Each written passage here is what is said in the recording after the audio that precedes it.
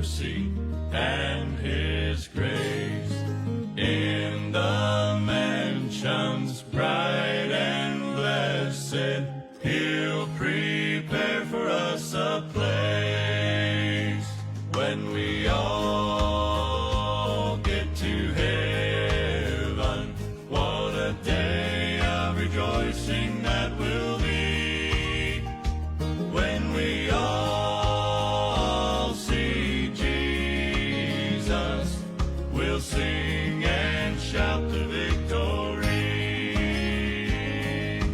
Let us then be true and faithful, trusting, serving every day. Just one glimpse of Him in glory will the toils of life repay. When we all get to heaven, what a day of rejoicing that will be. When we all see Jesus, we'll sing and shout the victory.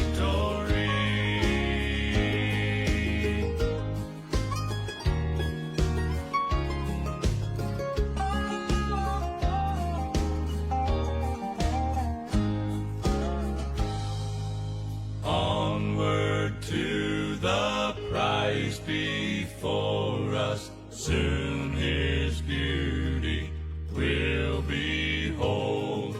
Soon the pearly gates will open, we shall tread the streets of gold. When we all get to heaven, what a day of rejoicing that will be. When we all see Jesus, we'll sing and shout the victory. When we all see Jesus, we'll sing and shout the victory.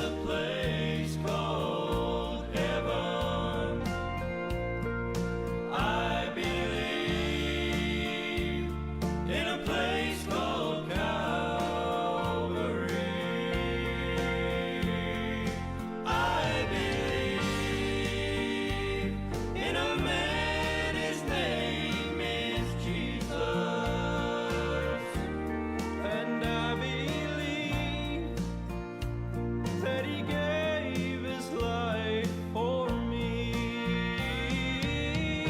Oh, I believe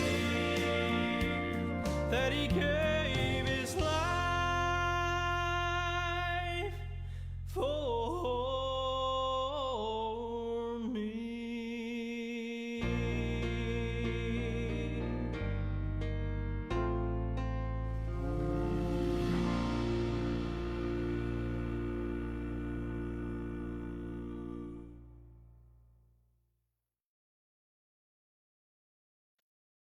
Blessed morning to everyone. Good morning and praise God for another opportunity that we have. At salamat po sa Panginoon na tayo po ay ginising ng Panginoon ngayong umaga. And salamat sa natapos nating magandang service yesterday. Ano? Salamat sa Panginoon na nagkaroon tayo ng matagumpay na service. No? At tayo ay nakakapagpatuloy nasan man tayo ngayon. At salamat po dyan sa Panginoon na hindi tayo pinapabayaan ng Panginoon. Pakuha nga yung jacket. Thank God that the Lord bless us this morning. Okay? So, blessed good morning to our brethren there in Newman. At tayo po ay nagkakaroon ng maganda pong blessing na tayo po ay nagkasama-sama muli at patuloy na nagkakasama muli mga kapatid. At yun lang ang ating magandang ipapanalangin, no? Yung maayos ang ating family. Di ba po ba? Amen? Turuan ng mga bata. Huwag magsawang magturo. Kasi ang mga batang ito, pag wala na nagturo sa kanila, gagawin nila ang gusto nila. Hindi natin sila pinapabayaan na matutunan nila yung disiplina para sila po ay maging katuwang natin. Pagka ang bata hindi naturuan ng disiplina, hindi natin sila pagka mga batang ito ay walang disiplina mga kapatid ay hindi sila po ay hindi sila po ay magiging epektibo pag sila ay nagkaroon na ng kanilang sariling gawain. Yeah. Yan ang mga dapat natin titingnan. Ano po? So, I hope we're ready.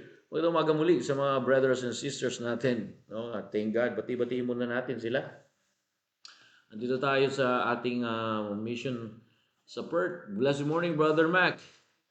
Magandang umaga sa iyo, Brother Mac. Talagang maaga ang nagising talaga, Brother Mac, ha? Biyaya ng Diyos, pinalakas ka, no? Si Sir Bona, salamat po. Ay, si Sir Bona talaga ang naghahanda ng aming pagkain dito. Talagang special na special kami sa kanila, eh. Kaya mo si Sir Bona at gagawin ka na namin special delivery dyan. Good morning, Sister Ronalet. Ganun din kay Sister Clarice, good morning. Magandang umaga po. Sa mga brethren natin sa Perth, good morning po. Dito sa Newman, there in Newman, good morning po sa inyo. Si Brother Samuel, good morning. Sabi ni Brother Samuel ay nasa ibang lugar po siya ngayon at praying po sa inyong safe travel and safe God's protection there. Si Sister Caridad Mohor, si Brother John Berg, good morning. At ganun din kay Brother Jobs. Magandang umaga. Kay Nanay Amelia, good morning. Happy birthday daw. Happy birthday, Zell. Okay, happy birthday po sa iyo, Zell. Happy birthday po at belated happy birthday sa aking babait na asawa. Hindi yan nanununtok, ha? Hindi nanununtok. At lagi tayo mag-pray sa ating mga asawa. Amen? Lagi natin pagpe-pray ang ating mga asawa. Si Brother Mark, lagi pagbe-pray ang asawa. Yan ang ating obligasyon. Okay? So ngayong umaga ay tayo po ay dadako muli sa ating new man every morning. No? Developing a strong faith to God. Good morning, Brother Asel. Magandang umaga sa inyo. Please pray for our brothers and sisters sa Pilipinas. our brother in the Philippines, our loved ones in the Philippines, that right now they are experiencing heavy rain, especially sa lugar ni Sister Bona at Brother Mac. Medyo mabaha doon, di ba? Medyo mabaha. At pag-pray natin yan. Okay? At pag-pray din natin ang mga kalakasan. Alam niyo, pinalalakas tayo ng Panginoon. Yun ang pinasasalamat ko sa Panginoon na pinalalakas ang bawat isa. Si Brother Mac, pinalalakas ng Panginoon. Si Sir Bona, si Wife Crisel, of course, si Sak, pinalalakas ng Panginoon. Okay? So, I hope we're ready. Buksan natin ang ating mga Biblia para tayo ay matapos ng maaga at 1 Kings chapter number 14. Okay? Last week, we talked about chapter 14, verse number 1 to verse number, 8. Let's begin in verse number 5. Sabi po ng Biblia, and the Lord said, dito po sa verse number 5 po tayo, and the Lord said unto Ahijah, behold, the wife of Jeroboam cometh to us as a thing for thee, for her son, for he is sick. Thus, and thou shalt say unto her, for it shall be when she cometh in, that she shall find herself to be another woman. All right, let's pray. Heavenly Father, thank you, O God, for this morning. I pray, Lord, for your help. I pray, Lord, for your protections for our brothers and sisters in the Lord, to our brethren in Newman and Perth. Thank you for a successful Sunday service. Thank you, Lord, for first-time visitors in Perth and in Newman, and also baptism in Newman and Perth ministry. Thank you for entrusted us wholly. And anything that we have, Lord, belongs to you. We need to be faithful steward of everything that you entrusted to us. Our life comes from you. Thank you for trusting us of this only one life. Why, Lord, I pray that your word lead us and teach us how to enjoy and fulfill your purpose in our life. Without you, O God, we cannot do anything. Forgive us our sins. This is our prayer. In Jesus' name, amen and amen. Alam niyo mga kapatid, binigyan lang tayo ng isang buhay ng Panginoon. God gave us only one life. Remember? Amen? So we need to follow the purpose of the Lord. We need to understand the will of the Lord in our lives. In this passage of the Word of God that we read, we understand again, we talk about King Jeroboam's life. And we already talked about for 5 days last week. We talked about Jeroboam's concerns, and the Bible says Jeroboam's concern, according to the Word of God, is his son is sick. That's why he asked his wife po mag-disguise. He asked his wife to disguise and to come to Prophet Ahijah. So gusto ni King Jeroboam po na masolusyunan yung kanya pong problema. Mayroon siyang concern. And brethren, a concern is something that troubles your heart or mind. Di mo po ba? Amen? Yesterday, I preached that in the morning about Thanksgiving is not worrying. But Jeroboam had real concern according to the Word of God. His son was seriously sick. Di ba? At makikita natin na may tunay na concern si Jeroboam. May sakit ang kanyang anak. Ngunit ang kanyang pagkakamali ay hindi ang kanyang surulanin or concern o pag-aalala, kundi ang kanyang maling paraan ay yung pagharap dito sa kanyang surulanin. Sabi ng Biblia, sa halip po na magsisi po si Jeroboam, lumapit po sa Diyos, tinanggi niya po ang Diyos, lumayo po sa Diyos, at nagtangka po siyang magkunwari at paniwalain sa kanyang sarili, magagawa niyang solusyonan ang kanyang problema. Di po ba ganoon din tayo mga kapatid minsan, na tayo po ay naghahanap ng paraan para solusyonan yung ating problema.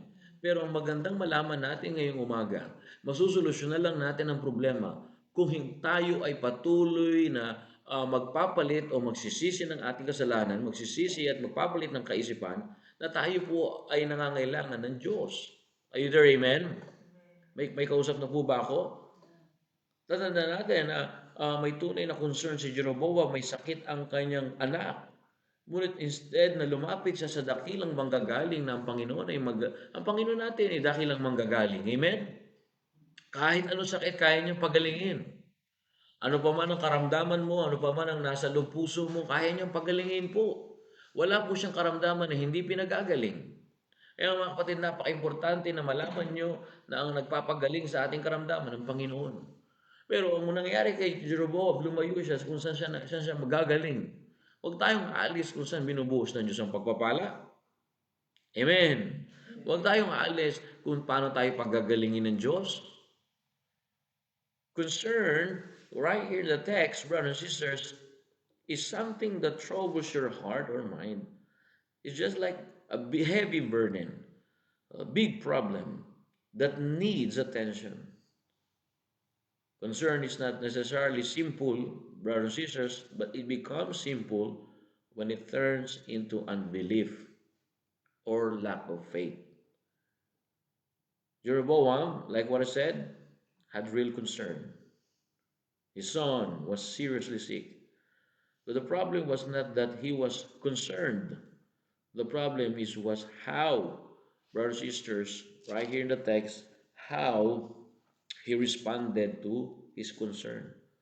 Likewise, sometimes we made wrong decisions because we have a wrong response. Instead of humbling ourselves, that's our first response, humbling ourselves before God, we try to deceive God's prophet. That's what Jeroboam did. Kaya makikita po natin dito na tayo po ay mapapaalahanan. Ang pag-aalala, mga kapatid, ang lagi pong binibigay po sa atin yan ay paano ko kaya magagawa ito? Kaya tuturuan po tayo ng salita ng Diyos na pag tayo may pag-aalala, ang lagi nating sasabihin, Panginoon, may problema ako, kailangan ko ang iyong tulong. Amen? Ganun dapat. Pagka pumasok ang problema, laging isipin po yun. Nandiyan na po ba kayo? Sa mga magigiting nating manggagawa ng Panginoon dito sa Perth. Amen? Na lahat ng ginagawa nyo sa Panginoon ay para sa Panginoon. Hindi para sa akin yan, para sa Panginoon yan. At gusto kong malaman ninyo, dumating man ang problema ninyo, personally man yan o buong pamilya, ang lagi nyong panalangin ay, Panginoon, may problema ako, kailangan ko ang iyong tulong. Simpleng-simple. Tama, amen? Lord, I have a problem and I need your help. That's our prayers. Faith takes our concern to God. Yung pananampalataya mo sa Diyos, dadalihin yan sa Panginoon. Anong ginawa ng Jeroboam? King Jeroboam never bring his concern, burden, problems to God. Amen? Pagka kayo, mga kapatid, may problema, lapit nyo sa Panginoon. Isang guni sa Panginoon. Remember, God always listen. Hindi sarado ang tenga niya. Akala lang natin, hindi niya napapakinggan yan. Pero pinapakinggan ng Diyos ang lahat ng kahilingan mo. Ano po ba kayo? Amen? Dito po, happy birthday po, Pastor Daniel. Sister Ronald, di ko po birthday. Si Sister Crisel po may birthday. Ayan. Si cousin mo may birthday. Ayan. Kaya mga kapatid, napakaganda na maunawaan natin ito. Amen? Nandiyan na po ba kayo? Good morning sa iyo, Sister Girlie. Good morning. Sangguni natin sa Panginoon yan eh. Wala nang dadabi sa sangguni ang lahat ng ating pagkukulang at kailangan at problema sa Panginoon. Of course, alam na Diyos na papagod ka. Kaya nga magpasalamat tayo, may kinikilala tayong Panginoon na kapag tayo napapagod na at parang ayaw na natin, parang mag-give up na tayo, meron tayong Panginoon. Nung nahihirapan ng mga disipulo, Naalala nyo na tumawid sila doon sa kabilang kabilang dagat at may dumating na bagyo at hindi nila alam ang gagawin nila at ang akala nila ay mamamatay na sila. Pero ang Panginoon nandoon lagi. Hindi sila pinapabayaan. Ang kagandahan sa Panginoon, mga kapatid, are you there, amen? Hindi niya inaalis ang problema, pero kakasamahin ka niya sa problema. Tutulungan ka niya na malagpasan mo ang problema. Listen to me, Zachary, focus here. God, Zachary, never remove trials in your life, Zachary. Listen to your dad. God never remove your problem. Don't ask God to remove your problem. Don't ask God to remove your trials. Don't pray, Lord, remove the problem. No. Pray that, Lord, even in the midst of my problem, help me. Carry me. Help me to be matured enough to overcome this. You know, I said, Zachary, let's push up. Let's try 10 push-up. 1, 2, 3, 4. I cannot do 10 push-ups, but let's try until we make it. Amen? Kaya mga kapatid, tatandaan natin, huwag lagi ang panalangin mo. Yung tayo ay, huwag magka-problema. Aboy, delikado yun. Pagka sinabi mo, ay, Panginoon, ayoko na magka-problema. Wala. Delikado yun, Brother Mac. Ha? Walang tao hindi nagkakaproblema. Ako, may problema ako. Kayo po dyan, may problema kayo. May kanya-kanya tayong suliranin, may kanya-kanya tayong goal. Oh. Gusto natin, di ba? 8 hours, di ba? 7 hours, di ba? Pero, isipin natin ang suliranin sa Panginoon. Ako sinanay ko sarili ko na inaantay ko yung go signal ng Panginoon. Kasi pagka inantay mo yung go signal ng Panginoon, smooth yan. Tandaan nyo yan, maliwanag ako, nasanay ako sa ganyan. Dati minamadali ko rin. Aboy, nakabangga ako eh. Nakabangga. Di ba? Ano pala? Kasi gusto kong tumawid, hindi ako nag-stop. Nakalagay doon, give way. Hindi ako nag-stop. Boy, nasagi. Ganyan, no? Clash. Oh. Ganun ang mangyayari kung hindi tayo mag-give way sa Panginoon. Mababangga tayo. Amen? Di ba dyan sa mga signage, give way. Sinabing giveaway, signage, hinto ka talaga. Silipin mo. Kasi, pagka, sabi, wala namang sasakyan, kung hindi mo napansin yun, blind spot, pwede ka mabangga. I-giveaway natin sa Panginoon. Amen? Andito na po kayo? Magkaroon tayo ng giveaway sa Panginoon. Kaya tatandaan natin mga kapatid, napakalaga na kaysa mag-alala, tayo na mag-alala. May karamdaman ang anak ni Jeroboam, nag-aalala siya. I-giveaway lang sana siya eh. Panginoon, may problema ako malaki, may problema akong hinaharap, Panginoon, may problema ako, kailangan kong iyong tulong. Ba't ayaw mo ng tulong? Pride yan. Are you there, amen? Pagka, listen to me, Zachary, to all of us, if you refuse help, or someone wants to help you and you refuse that, that's a pride. When someone helps you, don't refuse. Amen? Don't reject. That's pride. Tutulungan ka na eh. Di ba kunyari, naghuhugas kayo dyan. Ako na maghuhugas. Di na, wag na po. Sige, ito lang po kayo. Ganun. Amen. O, maglaba. O, ako na po magsampay. Hindi na, ako na po. O, ako na po. Hindi naman nakasampay. O, di ba? Ba't ba tayo napunta dyan? Kasi itong sampayan, dyan pa di pala tiklop eh. Ha? Umulan po pala rin dito sa Perth. Nabasahin mga sampay, pinasok po. Ang bira. Di ba, pagkakasawa nyo, sinabihan, ako na dyan, honey. Di na ako na. Huwag nyo ganoon. Matuto kayo tumanggap na tulong. Amen? When someone asks you to help you, don't reject it. Don't refuse it. Because if you reject it, that's a pride. Grabe, pride agad. Totoo. Bakit? Madali lang naman tong gawin ko. Hindi yun, mga kapatid, Hindi yun dahil madali yan, o mabigat yan, o mahirap yan. Ang gustong tumulong sa iyo ay mapakilala niya ang sarili niya sa iyo na nandito ako lagi sa tabi mo. Amen? Aboy, pagka si Brother Dib, nakita niya na si Sir Bona hindi talaga nakakahigop ng sabaw, sasandukan niya ng sabaw yan. Ako na. Anong tawag mo kay Brother Dib? Honey? Or di. Ayan. Ano ba ang tawag niya sa'yo? Me. Me. Parang kambing lang sa laon yun, ha? Ni.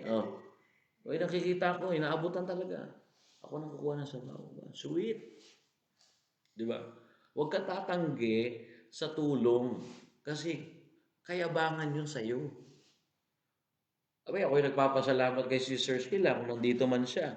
Hindi ko talaga ito nakikita si Sir Sheila Bira ito Good morning, Brother Mike. Asa si Sir Sheila? Bira ito mag-comment dito Nag-heart na heart na rin ba? Oo, good morning si Sir Sheila. Sabi ko si Sir Sheila, anong gagawin ko? Malalaman ni Crisel na magbibigay ako ng bulaklak. Kaya lahat ng mineses ko kay si Sir Sheila, dinilit ko talaga kasi baka mabasa ni Crisel Buti na lang, si Sir, tinulungan ako. Sige po, ako na pong bibili. Tinan mo, nag-utusan ko pa yung boss nyo. Diba? Abay, bumili nga ng rose. Kasi gusto kong pasayahin ang asawa ko sa loob ng 1 taon. Minsan lang mag-board yung tao, di ba? Sir Sheila, wala namang rose dito sa Newman, diyan na lang sa Perth. Minsan kung mabigyan lang ang rose ito, isang beses ng taon lang ito Kaya lagi akong headlock dito Lagi akong may black eye rito Hindi po. Wala akong ganun. Joke lang po yun. Ayan na, mapagpalang umaga. Ayan na, si Sir Sheila, mapagpalang umaga sa inyo. Inutusan ko yung boss nyo. Si Sir Sheila, pakigawa nga po ng cake. Sabi ni Sir Sheila, maganda, lagyan natin ng pera. Nilagyan ng pera. Unahin mo natin yung pinakamababa. Coins. Abay, pag ganun ni Crisel, akala niya, coins lang Kailangan natin ng tulong. Amen? Sa mga kapatiran sa Newman, kailangan nyo ng tulong. Huwag kayong magtatanggi ng tulong. Si Brother Gerald, nung minsan, niya, gusto nyo po ba kung ihatid kayo? Minsan napaisip ako Dapat hindi ko tinanggihan. Di taxi tuloy tayo. Di ba? Yung mga ganun, mga konting kaya tayo maraming pag-aalala sa isip kasi ina-isolate natin yung ating sarili. Sinasabi natin na wala makakatulong sa atin. Huwag mong ikukulong ang sarili mo at tatanggi ka ng tulong ng ibang tao. Tandaan mo, 2 is better than 1. 2 lang ang kamay mo. Pero kung maraming kamay ang tumutulong sa iyo, ay matatapos yan. Amen? Ay magkakapaso ka ba? Nagluluto ka? Pinaluto sa iyo, 5 putahe, wala kang katulong. Paso-paso yun, kakamadali. Masugatan ka pa. Kakahiwa ko. Di ba? Kaya kailangan ng tulong. Magtulungan. Amen? Ganoon din. Si Jeroboam, hindi niya tinanong ang Diyos, hindi niya hiningi ng tulong. May sakit na ang kanyang anak. To our brethren, to you really understand what I'm saying here, Jeroboam had real concern and he needs help. His son was seriously sick, but he refused to call the Lord. Instead of saying, Lord, I have problem and I need you, he said, Lord, I don't think you can handle this. Sabi ni Jeroboam, Panginoon, parang hindi mo ito kayang ayusin. Huwag tayong mananalangin na hindi kayang ayusin ng Panginoon.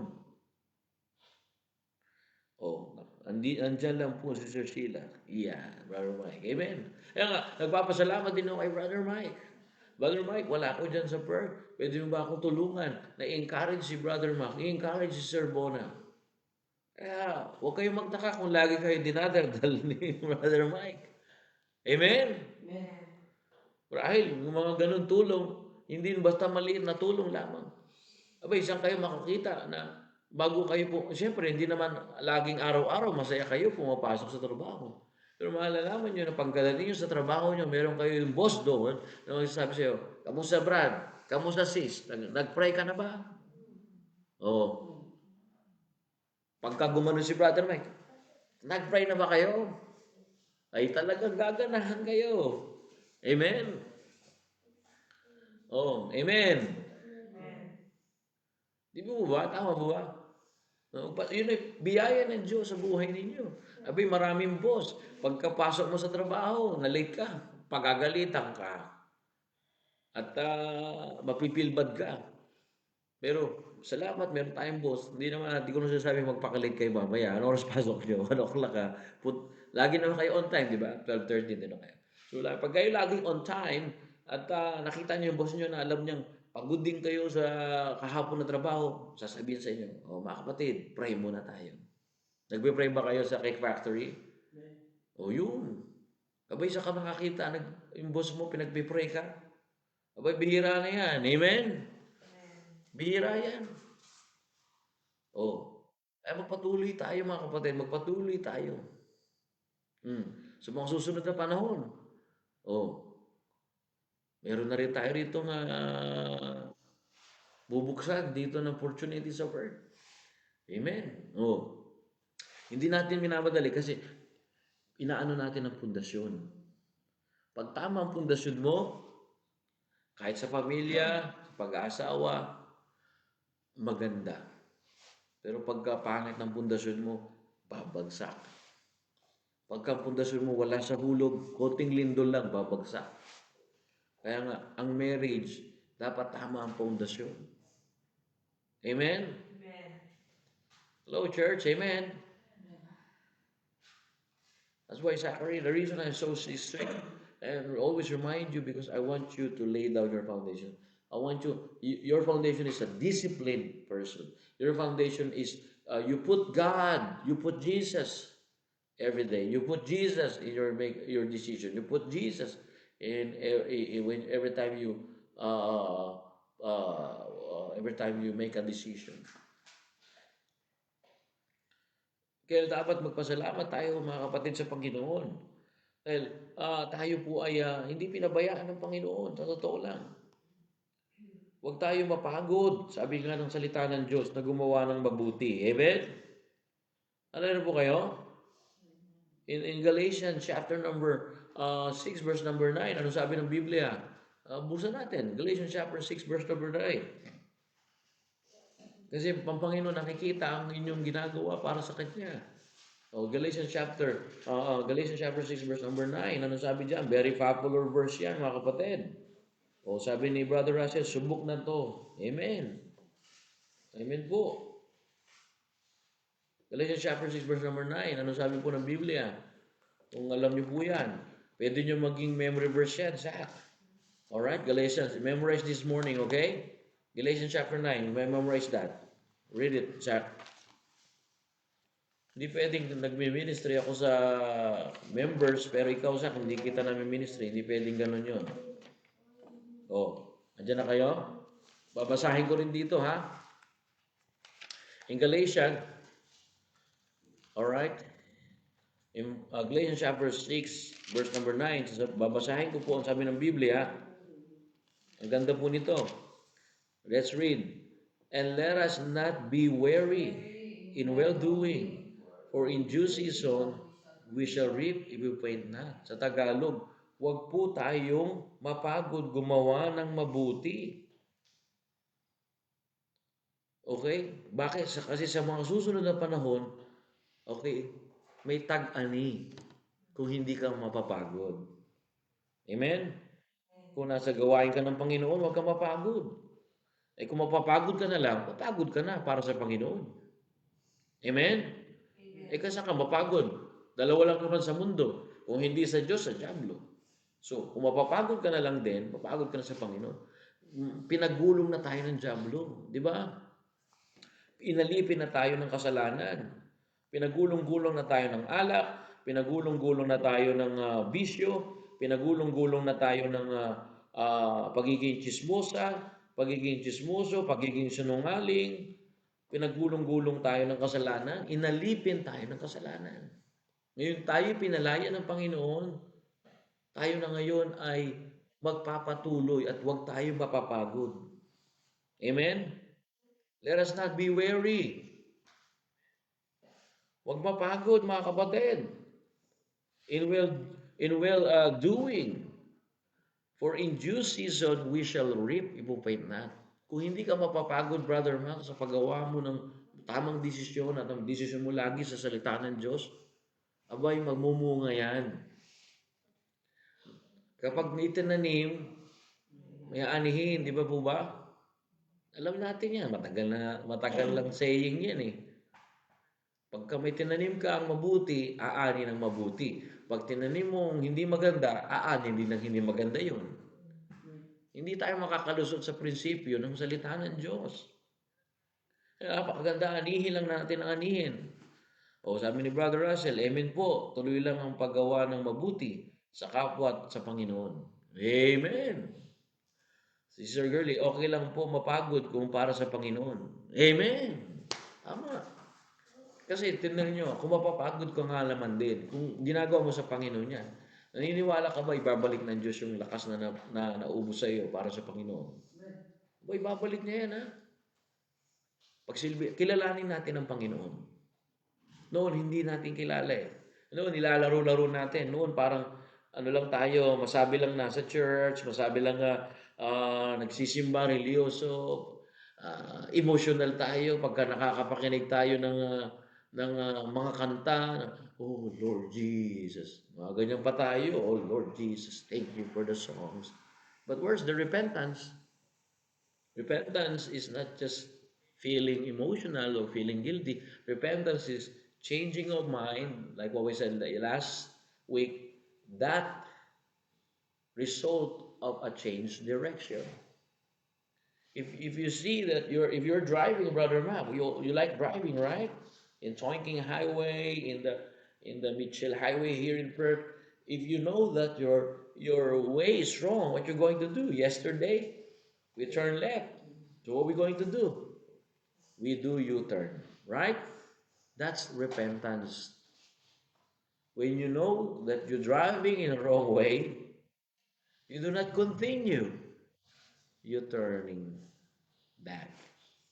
Kaya yung dating ginagawa natin, na ito ay sinabi ng salita ng Diyos na hindi maganda. Huwag mong awayin ang asawa mo, huwag mong saktan ang asawa mo, ano pa, huwag mong lukuhin ang asawa mo. Ay, mali na yun, huwag mo ipagpatuloy yun. Kailangan mo mag-change direction. Amen? At mag-give way ka sa Panginoon. Always give way for God's help. After you repent, give way for God's help. Amen. Huwag ka na babalik doon. Binago na tayo ng Panginoon eh. Minsan nakakalimot tayo kaya nga merong preaching every Sunday. Amen. Eh kung hindi ka nagsimba ngayon, eh parang sinabi mo sa Panginoon na kaya mong solusyonan yung problema mo mag-isa. At kaya mong, parang sinasabi mo, alam niyo ba, pag hindi tayo nagpunta sa lugar na pinag-uusapan ng salita ng Diyos at sa simbahan na pinangangaral sa salita ng Diyos, parang sinasabi natin sa Panginoon, Panginoon, hindi kita kakailangan. Kaya ko ng solusyonan nito. Parang yung meron ako sinesiran, I don't need your God. You don't have idea whose God I'm talking about. The God that I'm talking about is the one that gave you air to breathe. The God that I'm talking about is the one that gave you air to breathe. The one that woke up this morning. The one that put roof over your head and gave you extra strength today. Sabi niya, hindi ko kailangan ng Diyos mo. Baka hindi mo nakikilala ang Diyos na aking pinaniniwalaan. Ang Diyos ng Biblia. Na mula sa langit, bumaba sa lupa, para lang iligtas ako sa kabayaran ng aking kasalanan. Tatandaan natin, saan ako magbabayad ng aking kasalanan? Sa impyerno.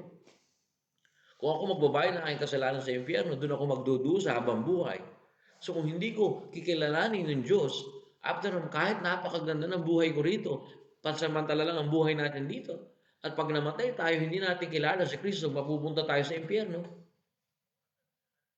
So yun yung Diyos na pinapakilala ko sa iyo. Ba't mo sasabihin na hindi mo kailangan ng Diyos? Kasi pag sinabi mo yun, isa kang mangmang. Ang sabi ng Bible, the fool hath said in his heart, there is no God. Sabi ng mangmang, sabi ng mangmang sa kanyang puso, walang Diyos. Abay, ito na nga lang eh. Paano mo masasabing walang Diyos? Yung dinadala ni Christian na baby. Paano siya kumakain? Sige nga, sinasusubuan na ba siya ni Christian? Paano siya? So gumamit ang Diyos ng placenta. Alam niyo yung placenta? Diyan yung imbakan ng nutrients. Diyan nakaduktong yung pusod.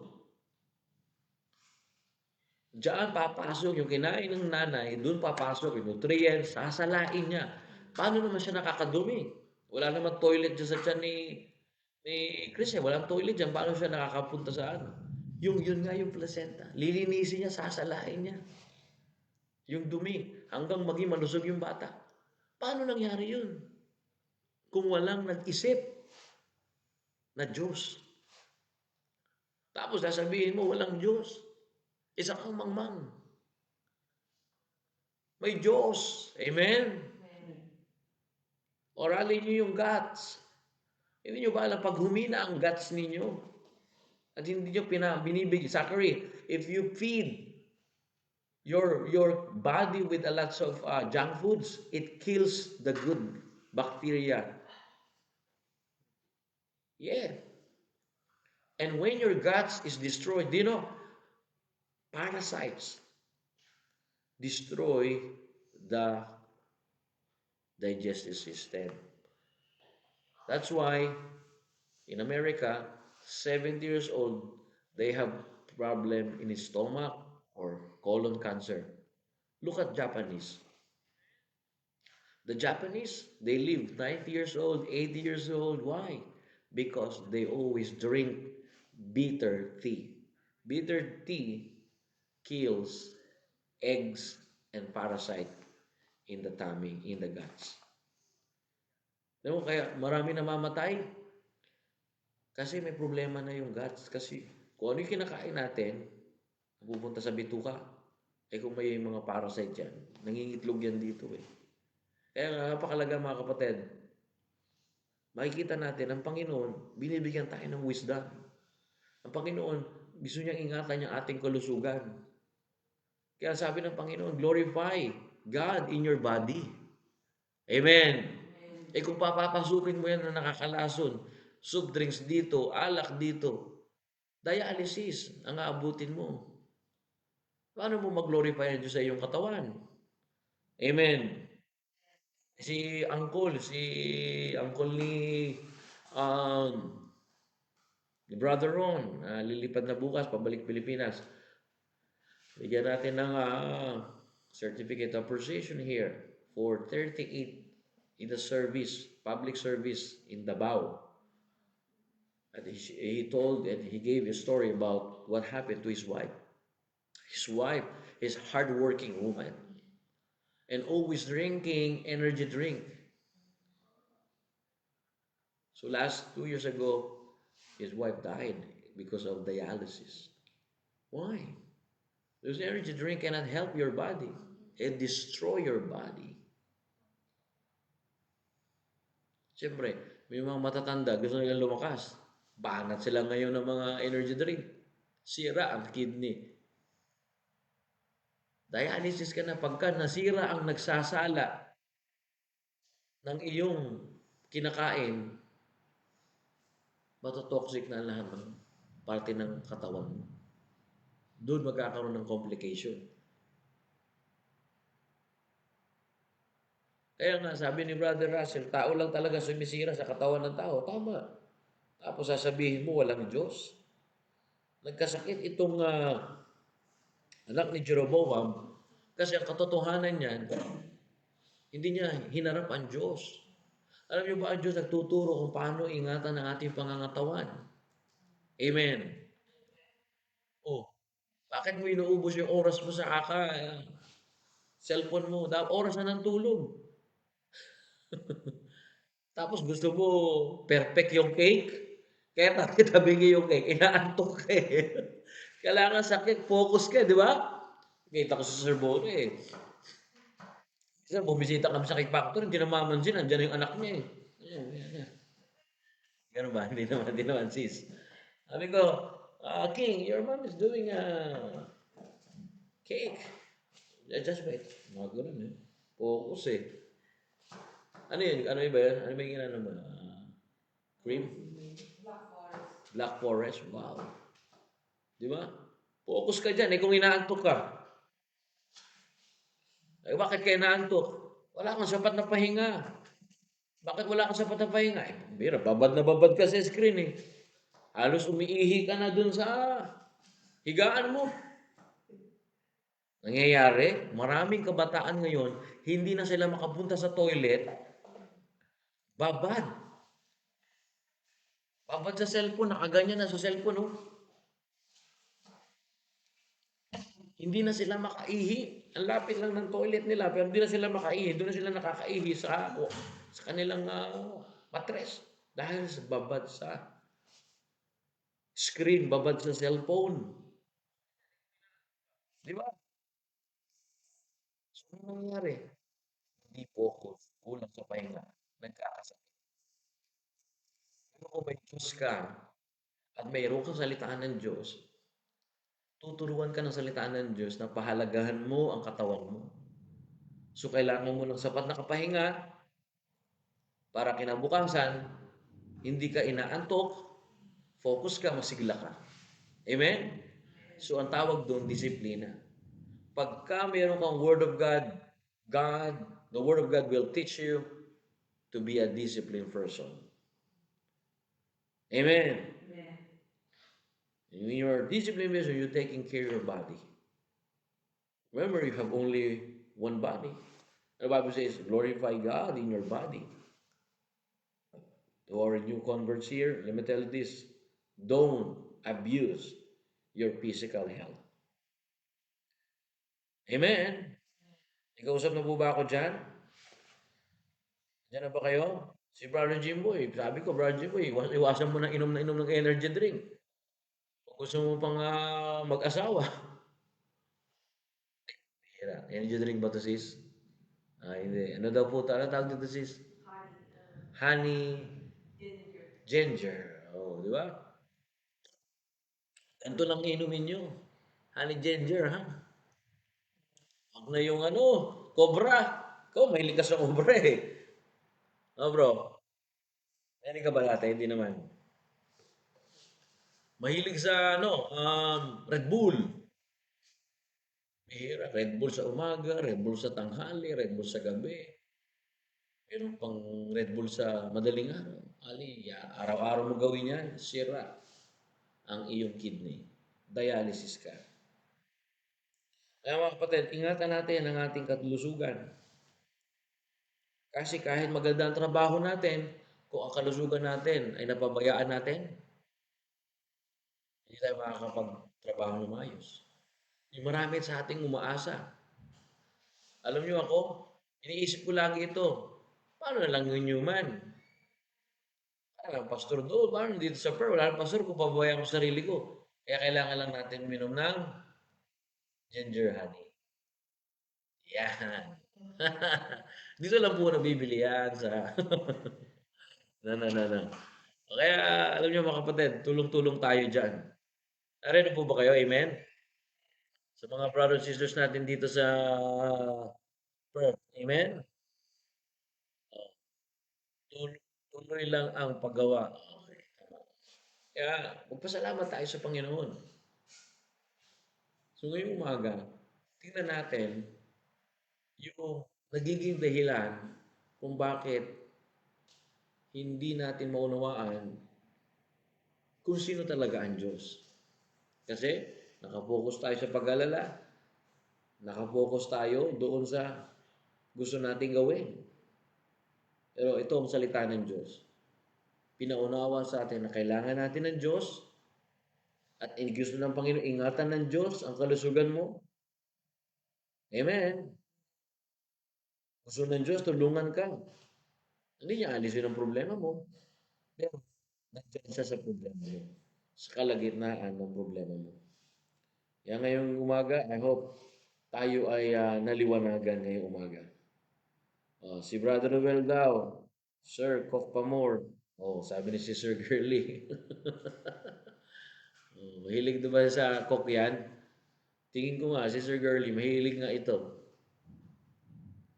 Mga kapatid, ngayong umaga na salamat nag-aral tayo ng salita ng Diyos at naunawaan natin yung Word of God. Tayo ay magkaroon ng wisdom mula sa salita ng Diyos. Sabi nga ni Brother Russell dito, dahon ng avocado, ang coffee. Bira, yan pala mga coffee mo dyan, Brad, sa Albay, Bicol. Amen. Mga natural herb, ha? Salamat dyan, Brad. Kung aabot dito yan. Maganda yan. No. Sabi natin, girly, instead, cook pa more. Sabi naman ni Brother Russell, dahon ng avocado. Anong gusto mo? Dahon ng avocado, cook pa more. Mamili ka. Umaba ang buhay o umikli ang buhay. Kaya nagkakasakit dahil hindi sinusunod ang wisdom ng Panginoon. Lumalayo sa Panginoon. Kaya nagkasakit yung anak ni Jeroboam, lumalayo siya sa Panginoon. Alam niyo yung mga sakitin? May sakit sa puso, may sakit. Yan yung mga lumalayo sa Panginoon. Kaya para gumaling yan, lalapit tayo sa Panginoon. Alright? Amen? So lapit tayo sa Panginoon. Tayo ay manalangin. No? Kanya ko kayo manalangin. Let us pray. Heavenly Father, thank you Lord sa umagang ito na kami po ay nag-usap at pinaalalahanan niyo po kami ngayong umaga. Thank you Father for what you have done in our lives. Bless your people, Lord. Patuloy kayo mauna sa mga kapatiran at patuloy na inyo pong pagpalain. Thank you, Lord God. Sa umagang ito na hindi nyo kami pinabayaan. Palain niyo po ang bawat isa. Palain niyo po si Sir Ronalet, si Brother Russell, si Sir Girly, si Nanay Amelia, si Nanay Helen, at si Sir Clarice, si Brother Janber, Brother Jimboy, Brother Mac, and si Sir Bona, si Sir Jingle, ganun din po Panginoon, si Nanay Rolena, si Sir Bona, at sa iba pa po namin mga kasamahan Panginoon, Brother Jobs, Brother Samuel, at Brother Mike, to all our brethren, Lord. Please, Lord, help them and guide them. The Lord, for your protection for each every one of us. Thank you for teaching us this morning. Thank you for reminding us this morning that concern is we have lots of concern. Thank you. When bills come, when sickness comes, when ministry becomes difficult, when a heart is broken, your word teaches us that our Heavenly Father has never forgotten one of His children. Thank you, Lord, for the words. And thank you for teaching us. Thank you for reminding us that you know every need in our lives. Lord, forgive us for the times we have allowed worry to control our hearts instead of trusting you. Help us to seek your kingdom first and to make Lord, you, Lord, our highest priority every day. And teach us to be thankful in every circumstances and to live tomorrow in your loving hands. Father, strengthen each and every one. Strengthen us in bed of sickness. Strengthen our faith. And replace our anxiety with your perfect peace. Help us to live as a joyful witness of your faithfulness. And may our lives bring glory and honor to you. Thank you, Lord, for what you have done, and bless each everyone in the especially Reverend in the working place. In the precious name of our Lord Savior Jesus Christ. Amen and amen. Alrighty, thank you very much, church.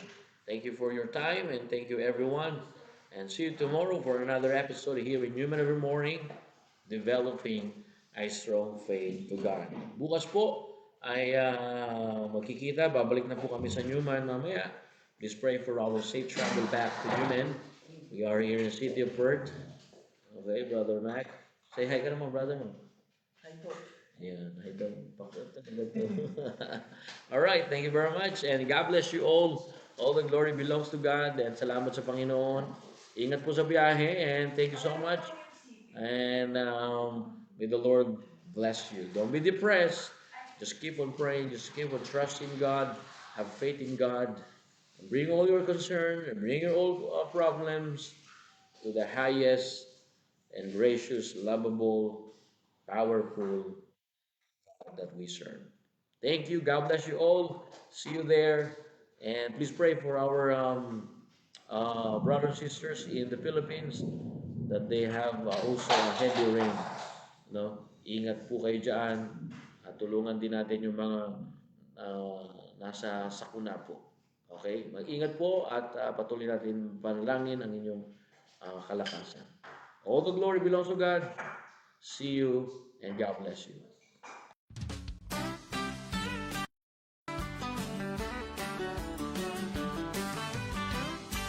I'm too blessed to be depressed. I'm living on love.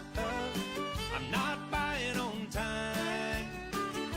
And I don't need luck, 'cause I've got faith. And I'm too blessed to be depressed, and I'm living on love. Now some folks say they can't make it through the day without a little something to help them on their way. Friend, let me tell you about Jesus, God's gift to man. He lifted my